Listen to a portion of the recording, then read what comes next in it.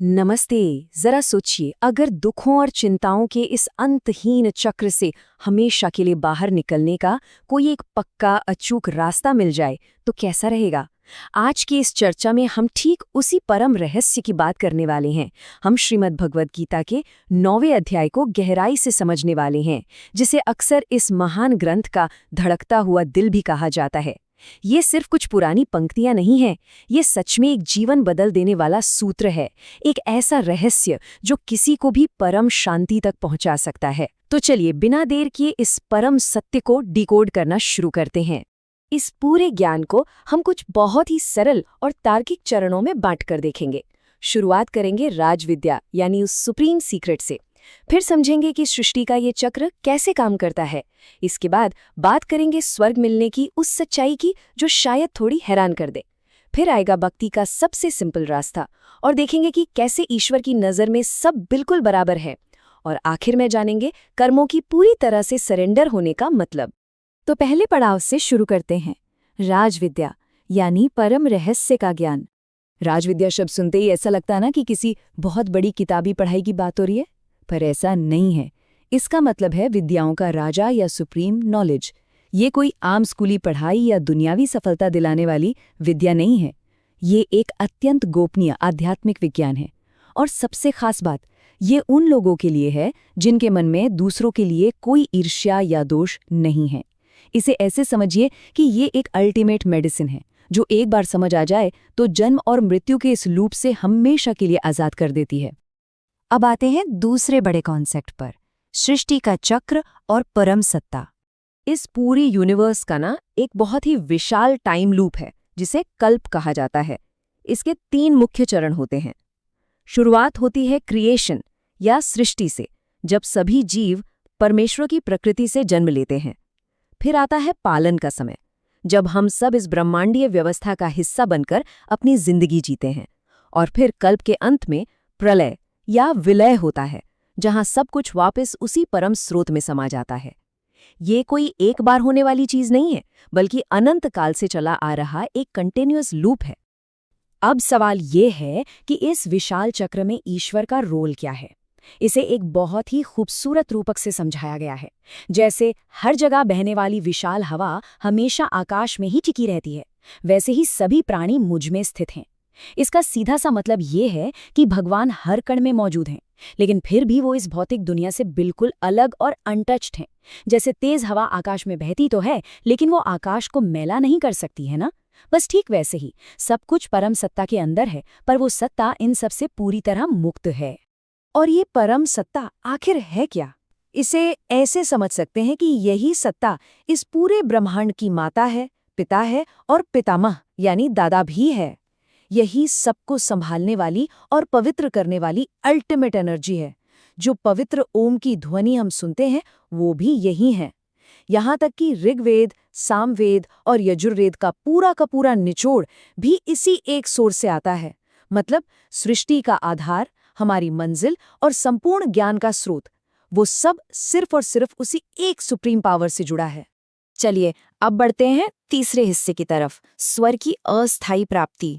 यहाँ एक बहुत बड़ा इल्यूजन टूटता है। अक्सर दुनिया में स्वर्ग जाने की बड़ी इच्छा रखी जाती है, राइट? लेकिन यहाँ 2 अलग-अलग रास्तों का बहुत ही क्लियर कंपैरिजन दिखाया गया है। एक तरफ वो लोग हैं जो देवताओं या पूर्वजों की पूजा करते हैं, इससे सांसारिक इच्छाएं तो पूरी हो जाती हैं और स्वर्ग भी मिल जाता है। लेकिन ये सिर्फ कुछ समय की छुट्टी जैसा है।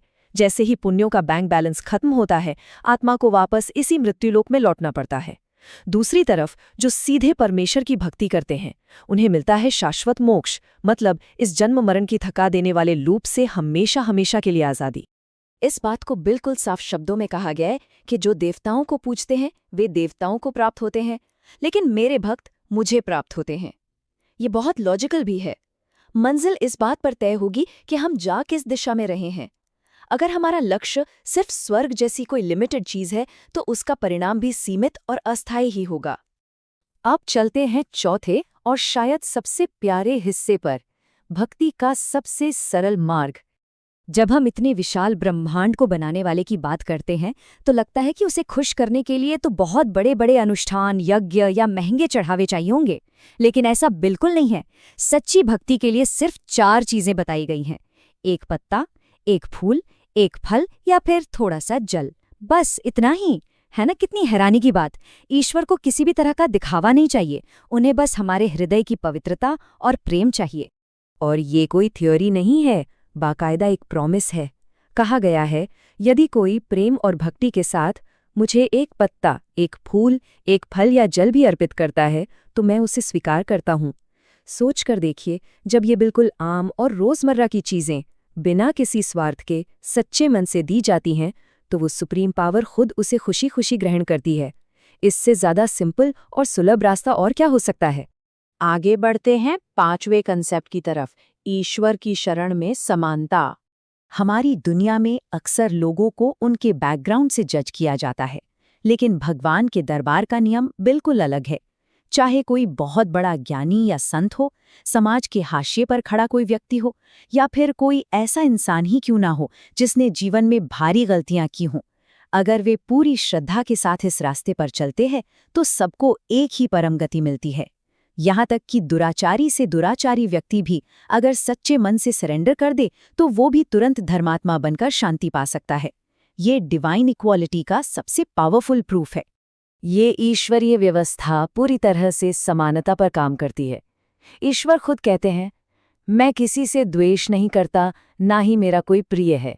मैं सबके लिए एक समान हूँ। इंसान का बनाया समाज भले ही भेदभाव करे, लेकिन भगवान के दरवाजे हर उस इंसान के लिए हमेशा खुले हैं जो सच्चे मन से उनकी तरफ मुड़ता है। कोई वीआईपी ट्रीटमेंट नहीं, कोई भेदभाव नहीं। और अब हम आ गए हैं इस चर्चा के छठे और आखिरी पड़ाव पर, कर्मों का पूर्ण समर्पण। अब ये सब सुनकर मन में आता है कि इसे अपनी रोजमर्रा की जिंदगी में कैसे उतारे। इसके बहुत ही प्रैक्टिकल स्टेप्स हैं। पहला, कर्म करना। चाहे खाना खा रहे हों, ऑफिस का काम कर रहे हों या दान दे रहे हों, अपने नियमित कार्य करते रहिए। दूसरा, समर्पण। अपने इन सभी एक्शंस और उनके रिजल्ट्स को मेंटली भगवान को अर्पण कर दीजिए। और तीसरा स्टेप है मुक्ति। जब हर काम इस तरह सरेंडर करके किया जाता है तो इंसान कर्मों की उन जंजीरों से पूरी तरह आज़ाद हो जाता है जो उसे बार बार जन्म लेने पर मजबूर करती हैं। और इसी प्रोसेस से जन्म होता है इस नंबर का, 0। यहाँ 0 सिर्फ कोई मैथ्स का नंबर नहीं है, ये उन कर्म बंधनों का स्कोर है जो तब बचते हैं जब हम अपने सारे काम निस्वार्थ भाव से भगवान को सौंप देते हैं। जब हर काम, चाहे वो अच्छा हो या बुरा, उस परम सत्ता को डेडिकेट कर दिया जाता है तो हमारा खुद का कोई भी कर्म बंधन बाकी नहीं रहता। हिसाब बिल्कुल 0 हो जाता है और यही 0 स्टेट ही पूर्ण मुक्ति है। तो इस पूरी चर्चा को समेटते हुए एक बहुत ही दिलचस्प सवाल जहन में आता है। अगर रोजमर्रा की हर छोटी बड़ी चीज, खाना, काम करना, ये कुछ भी देना एक आध्यात्मिक भेंट बन सकती है, तो कल सुबह उठकर हमारी आदतें कैसे बदलेंगी? राजविद्या सिर्फ किसी किताब में पढ़ने वाली चीज नहीं है। यह तो अभी इसी पल से जीवन के हर एक कार्य को पवित्र कर देने का एक प्रैक्टिकल टूल है। जरा सोचिएगा, क्या कल का पहला काम उस परम सत्ता के लिए एक छोटी सी भेंट बन सकता है? इस शानदार ज्ञान की चर्चा में शामिल होने के लिए आपका बहुत बहुत धन्यवाद।